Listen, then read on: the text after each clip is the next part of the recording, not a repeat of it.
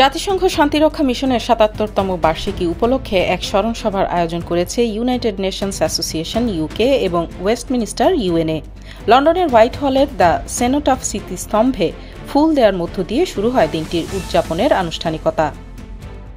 বিশ্বব্যাপী শান্তিরক্ষীদের আত্মত্যাগের প্রতি সম্মান জানিয়ে বক্তব্য দেন ইউনাইটেড নেশনস অ্যাসোসিয়েশনের chairperson David wardrobe. Today, International Peacekeepers Day.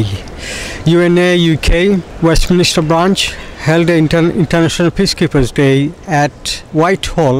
Every year people from around the world attend to this important ceremony. We pray for peace around the world. We pray for every community around the world, and every community get together and we lay a wreath for peace. I am representing from United Nations Association of Eastbourne, and every year I do come and support this event. বক্তব্য শেষে শান্তিরক্ষীদের জন্য বিশেষ প্রার্থনা পরিচালনা করেন royal air force chaplain reverend Mark peri.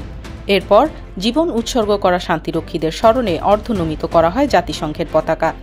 এ সময় 1 minute নীরবতা পালন করে শ্রদ্ধা জানানো হয় শহীদদের প্রতি। পরে বিউগল বাজিয়ে স্মরণ করা হয় শান্তিরক্ষীদের। এ সময় শান্তিরক্ষায় বিভিন্ন অবদানের জন্য সাইপ্রাসে শান্তিরক্ষা মিশনে অংশ নেয়া ব্যক্তিদের শ্রদ্ধা জানানো হয়।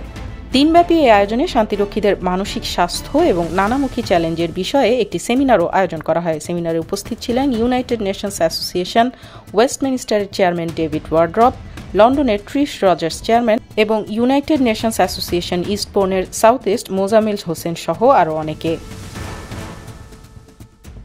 বিশ্বের 120টি দেশের শান্তিরক্ষীদের স্মরণে আয়োজিত অনুষ্ঠানটি ছিল সবার জন্য উন্মুক্ত। Politika TV, London.